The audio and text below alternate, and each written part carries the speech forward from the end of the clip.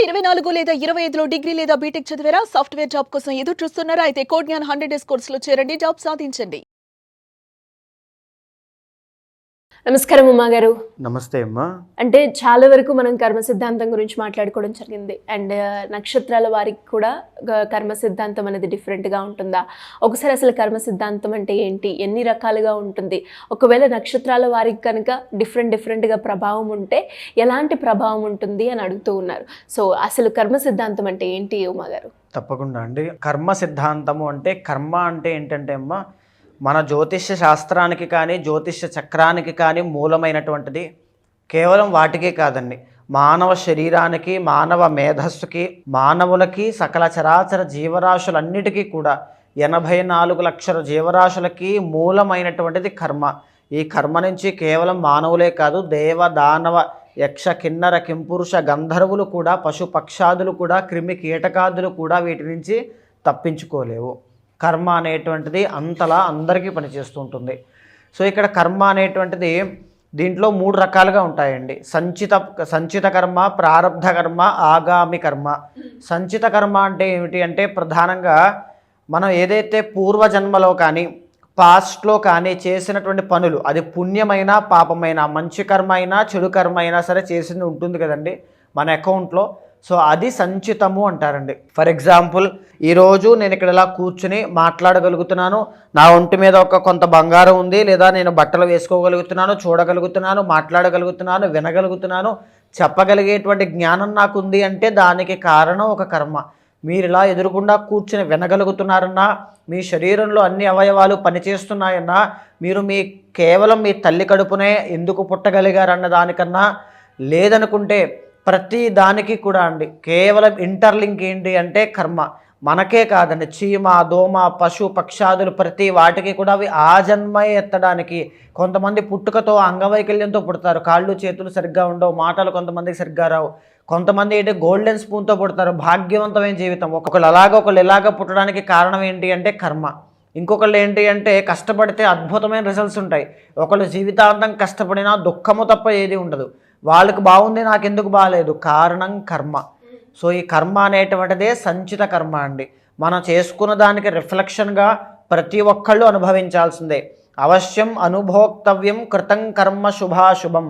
ఎవరు చేసిన కర్మ, అది మంచైనా చెడైనా తప్పకుండా కోటి యుగాల కల్పాలైనా సరే అది అనుభవించాల్సిందేనండి, అది ఎక్కడికి పోదు.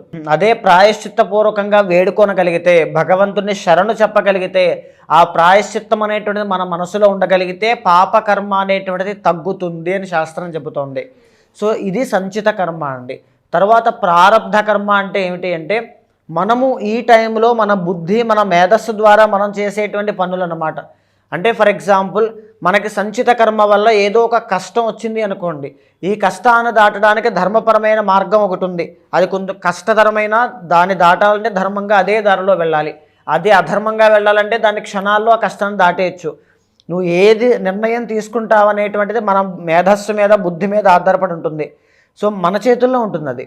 సో ఆ టైంలో మనం ఏదైతే చేస్తామో అది మంచైనా చెడైనా ధర్మమైనా, ఈ రోజున ఒక అబద్ధం ఆడితే అది ఒక ప్రారబ్ధ కర్మ, ఒక నిజం చెప్తే అది ఒక ప్రారబ్ధ కర్మ, ఒక దొంగతనం చేస్తే అది ప్రారబ్ధ కర్మ, ఇంకొకటి ఏదైనా నేను తప్పు చేస్తే ప్రారబ్ధ కర్మ. ఇది ప్రారబ్ధ కర్మ అండి. ఒక నిప్పుని పట్టుకుంటే నాకు వెంటనే కాలుతోంది అంటే ప్రారబ్ధ కర్మ. పట్టుకోవడం ప్రారబ్ధ కర్మ అయితే కాలడం ఆగామి కర్మ. అసలు పట్టుకోవాలనే బుద్ధి నాకు పుట్టడం సంచిత కర్మ. సో మూడవది ఏంటి అంటే ఆగామి కర్మ.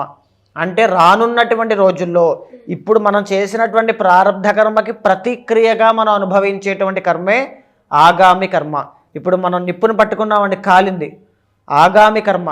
లేదా నేను ఎవరినో ఒకళ్ళని కొట్టాను, తిరిగి నన్ను కొట్టారు, నేను మళ్ళీ కొట్టాను, నేను హాస్పిటల్కైనా వెళ్ళొచ్చు, జైలుకైనా వెళ్ళొచ్చు, ఆగామి కర్మ.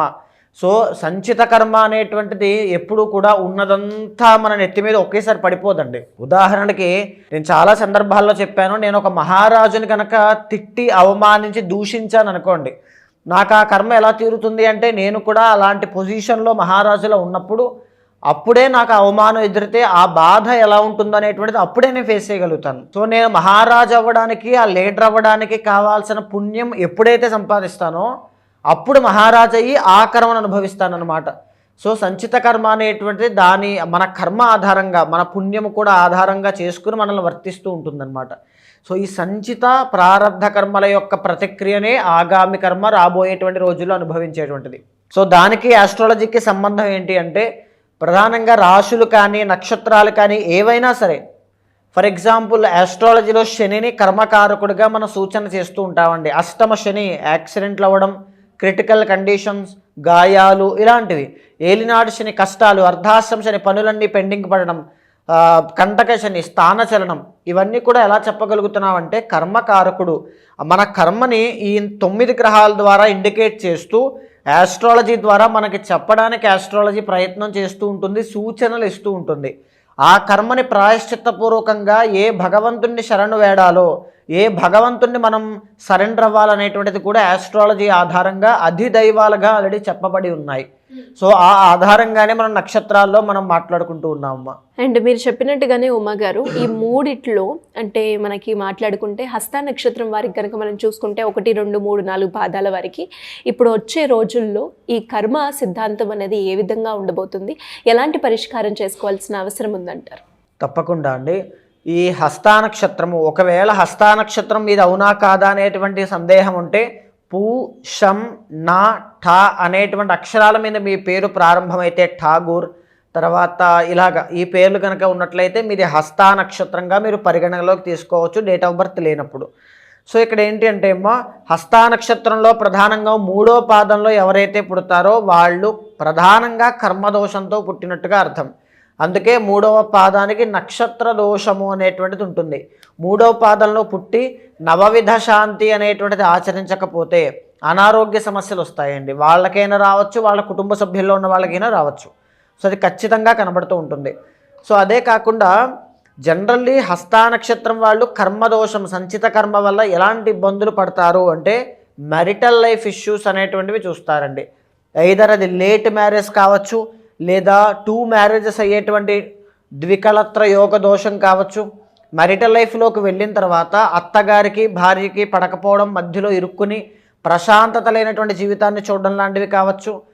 4th and 7th లార్డ్ గురుడు కాబట్టి వ్యాపారంలో డౌన్ఫాల్ అండి. అంటే కొంతమందికి ఇంట్లో పెళ్లి చేసుకున్న తర్వాత ఆవిడ వచ్చిన తర్వాత ఇలా జరిగిపోయింది, ఆవిడ వచ్చిన తర్వాత ఇలా డౌన్ఫాల్ అని చెప్తూ ఉంటారండి. జనరల్లీ అది ఆవిడ దోషం కాదు, మన జాతకంలో అది ముందే ఇండికేట్ చేస్తూ ఉంటుంది. హస్తా నక్షత్రం వాళ్ళకి ఆ దోషం ఉంటుంది. సో పర్సనల్ చార్ట్లో మీకు 7th హౌస్ లార్డ్ అయినటువంటి ఏ గ్రహమైనా బలంగా ఉంటే ఆ దోషం ఉండదు, కానీ 100% ఇది ఉంటుందండి. సో ఖచ్చితంగా దాన్ని ఒక వ్యక్తి మీద ఆపాదించద్దు, ఖచ్చితంగా దానికి సంబంధించిన పరిహారం చేసుకోవడం సరిపోతుంది. ఇంకా రెండవది ఏంటంటే అమ్మా, బిజినెస్ అండి. జనరల్లీ హస్తా నక్షత్ర జాతకులు బిజినెస్ మైండ్ సెట్, బిజినెస్ అనేటువంటిది చాలా బాగా చేయగలుగుతారు. మల్టిపుల్ సోర్స్ ఇన్కమ్ అనేటువంటిది చాలా బాగుంటుంది. ఎక్స్పోర్ట్స్ అండ్ ఇంపోర్ట్స్ కానీ ఇవన్నీ కూడా. కానీ వాటిల్లో డౌన్ఫాల్ చూస్తున్నారు, అప్పుల పాలైపోతున్నారు, సంపాదించింది నిలబడట్లేదు, ఇలాంటివన్నీ కూడా చూస్తున్నారంటే కర్మ దోషము, సంచిత కర్మ వల్ల వచ్చేటువంటి దోషంగా మనం చెప్పుకోవచ్చండి. 3rd and 8th లార్డ్ కుజుడు అవ్వడం అండి. వాహన ప్రమాదాలు కావచ్చు, రుణ బాధలు అంటే అప్పుల పాలైపోవడం. అష్టమాధిపతి కుజుడు కానీ, అష్టమంలో కుజుడు కానీ ఉంటే జనరల్లీ ఏం చెప్తామంటే విపరీతంగా అప్పులు అయిపోతాయండి. అంటే ఒక అప్పు తీర్చడానికి ఇంకొక అప్పు పుట్టడానికి దేవుడికి దండం పెట్టుకుంటారు. నాకు అప్పు పుట్టాలి దేవుడు, అప్పులు తీరిపోవాలని కాదు, అప్పు పుట్టాలి అని దండం పెట్టుకుంటూ ఉంటారు అనమాట. సో ఆ కుజుడి యొక్క బలం మీ జాతకంలో బాగుంది అంటే ఫైనాన్షియల్లీ మీరు చాలా సేఫ్లో ఉంటారండి. కుజ బలం లేకపోతేనే ఇబ్బందులు ఉంటాయి. సో ఆ విషయంలో చూసుకోండి. అండ్ ఇంకొకటి ఏంటి అంటే ఫ్యాటీ లివర్, కిడ్నీలో స్టోన్స్ కావచ్చు, డయాబెటీస్ కావచ్చు, ఈ 3 విషయాల్లో చాలా కేర్ఫుల్గా ఉండాలి. అండ్ లీగల్ ఇష్యూస్లో ఈ కోర్టు పరమైనటువంటి చిక్కులు కావచ్చు, భూ వివాదాలు, అలా కూడా కాదండి, ట్యాక్సెస్ కానీ, ఫైన్స్ కానీ, పెనాల్టీస్ కానీ, గవర్నమెంట్కి సంబంధించిన నోటీసులు ఏదైనా రావడం కానీ, ఇలాంటివి అనమాట. దానివల్ల వచ్చే శిక్షలు, పనిష్మెంట్స్, వీటి విషయాల్లో ఇబ్బందులు పడడం కానీ, ఈ విషయాల్లో జాగ్రత్తగా ఉండడం ఒకటి కర్మదోషం వల్ల. అండ్ ఇంకొకటి అమ్మా, సంతానము, పుట్టినటువంటి సంతానము ఈ జాతకులకి, హస్తా నక్షత్ర జాతకులకి వ్యతిరేకంగా పెరగడం. వ్యతిరేకంగా అంటే ఏంటంటే జనరల్లీ వీళ్ళు ఏదైతే ఆశలు నమ్మకాలు వాళ్ళు అలా అవుతారు ఇలా అవుతారని పెట్టుకుంటారో ఏమీ కాకపోవడం. సంతానం విషయంలో ఎక్కువగా ఆలోచించాలి, వాళ్ళ కోసం ఎక్కువగా శ్రమ పడాలి, వాళ్ళ ఆరోగ్య సమస్యల కోసం బాగా డబ్బులు ఖర్చు పెట్టాలి, 10 మంది దగ్గర వాళ్ళ కోసం తలదించుకోవాలి. ఇలాంటి పరిస్థితులన్నీ కూడా ఈ సంతాన దోషం కర్మదోషం వల్ల వస్తాయి అని చెప్పడానికి ఒక సూచన అండి. అండ్ ఇంకొకటి సిరిగారు 12th లార్డ్ రవి అవుతారు వీళ్ళకి. అంటే ఈ ప్రభుత్వ సంబంధిత అన్నీ కూడా వీళ్ళకి కాస్త కలిసి రాకపోవడం. ఇంకా చెప్పాలి అంటే ఆరోగ్యకారకుడు కాబట్టి కంటి సమస్యలు కావచ్చు, బోన్స్ రిలేటెడ్ ప్రాబ్లమ్స్ కావచ్చు, ఎనీ హెల్త్ ఇష్యూస్ అండి. అంటే నేను ఒక బ్లూ ప్రింట్ చెప్తున్నాను కాబట్టి ఎనీ హెల్త్ ఇష్యూస్ కావచ్చు, ఇవన్నీ కూడా జాతకంలో వీళ్ళకి కర్మ దోషం వల్ల వస్తాయి అని చెప్పుకోవచ్చమ్మా. అష్టమాధిపతి కుజుడు కాబట్టి ఈ స్థలాలు కొన్నప్పుడు, భూ వివాదాలు, రియల్ ఎస్టేట్ చేసినప్పుడు చాలా జాగ్రత్తగా ఉండాలి. ప్రత్యేకించి ఈ మాసాల్లో ఆగస్టు 17 దగ్గర నుంచి రవి అనేటువంటి ఆయన వీళ్ళకి 12th హౌస్లోకి వెళ్ళారండి. ఈ మాసంలో కాస్త ఆరోగ్యాన్ని చక్కగా చూసుకోవాలి. నిర్ణయం అనేటువంటిది సరైనటువంటి రీతిలో తెలివితేటలతో నిర్ణయం తీసుకోవడం, బిజినెస్లో చాలా చక్కగా ముందుకు వెళ్ళడానికి ట్రై చేయడం 28వ తారీఖు తర్వాత నుంచి చూసుకోవాలి. ఆగస్టు 28 తర్వాత. సో నవంబర్ 17వ తారీఖు దగ్గర నుంచి ఈ సంవత్సరంలో డిసెంబర్ 17 దాకా వీళ్ళకి ఎక్స్ట్రాడినరీ రాజయోగం అనేటువంటిది కనబడుతోందండి. ఎలాంటి రాజయోగం అంటే సంపాదన డబుల్ అవ్వడం కానీ, ప్రమోషన్లు రావడం కానీ, రాజకీయ నాయకులకి పదవీ యోగం పట్టడం కానీ, ఆస్తి తగాదాలు, సోదర సోదరీమణులతో ఉన్నటువంటి తగాదాలన్నీ కూడా సాల్వ్ అవ్వడం కానీ అన్నీ కూడా వీళ్ళకి నవంబర్ 17 నుంచి అక్టోబర్ 17 దాకా కనబడుతూ ఉన్నాయి. అక్టోబర్ 17 నుంచి నవంబర్ 17 దాకా ఆ 1 month financially, health, physically, mentally ఈ 3 విషయాల్లో చాలా కేర్ఫుల్గా ఉండండి. ఎందుకు అంటే మీకు అక్కడ 2nd హౌస్లో రవి నీచ స్థితిలోకి వస్తున్నారు కాబట్టి సంపాదించిన డబ్బు ఆ 1 మంత్లో ఎక్కడ ఇన్వెస్ట్మెంట్స్ చేయొద్దు, జాగ్రత్త పడండి, చాలా బాగుంటుంది. అంటే ఉమ్మగారు మీరు అన్నట్టుగానే ఇప్పుడు ఏవైతే చెప్పారో కొన్ని సమస్యలు వాళ్ళు ఎదుర్కోవాల్సి ఉంటుంది అని, దానికి ఎవరైనా కూడా పరిష్కారం చేసుకోవాలి వేదిక ఆస్ట్రాలజీ పరంగా మీ గైడెన్స్ కావాలి అనుకుంటే ఏ రకంగా మిమ్మల్ని అప్రోచ్ అయ్యే ఛాన్స్ ఉందంటారు? తప్పకుండా అమ్మా. ఇప్పుడు అన్నీ మనం మాట్లాడుకునేటువంటి గోచార అంశములు, చాలామంది డేట్ ఆఫ్ బర్త్ లేకుండా ఇవన్నీ కూడా ఎలా చెప్పగలుగుతున్నారో అని అడుగుతున్నారండి. మన ఆస్ట్రాలజీలో చార్ట్ బట్టి, నక్షత్రాల యొక్క నవాంశ బట్టి, వాటి బట్టి 100% మనం అన్నీ కూడా ప్రిడిక్ట్ చేయొచ్చండి. ముందుగానే అవన్నీ కూడా క్యాలిక్యులేషన్స్ అన్నీ కూడా చెప్పబడ్డాయి. సో ఏంటి అంటే పర్సనల్ చార్ట్లో ఏముంటాయి అంటే అక్కడ మీకు కూలంకషంగా డెప్త్గా మీకు ఏం జరుగుతుంది అనేటువంటిది. సో అలాంటి వాళ్ళు ఎవరైనా ఉంటే కనుక మీకు కింద కనిపించే నెంబర్కి కాల్ చేస్తే మా వాళ్ళు మీకు పూర్తి వివరాలు అందిస్తారు. తప్పకుండా మీ జాతకాన్ని చూస్తూ, గోచారాన్ని, మీ యొక్క పర్సనల్ చార్ట్ని సమన్వయం చేస్తూ ఏదైనా దోషాలుంటే లేదా ఏదైనా మీకు కోరిక అండి, ఫర్ ఎగ్జాంపుల్ చాలామంది నాకు అది అవ్వాలనుకుంటున్నాను, అది అవుతుందా లేదా, దాని మీద 10 సంవత్సరాలు కష్టపడుతూ ఉంటారు. అలాంటి విషయాల్లో ఒక ప్రాపర్ గైడెన్స్ అనేటువంటిది నేను మీకు ఇస్తూ ఏదైనా దోషం ఉంటే శాంతి పరిహారాలు ఆచరింపచేసి భగవత్ అనుగ్రహం కలిగేలా చేస్తాను.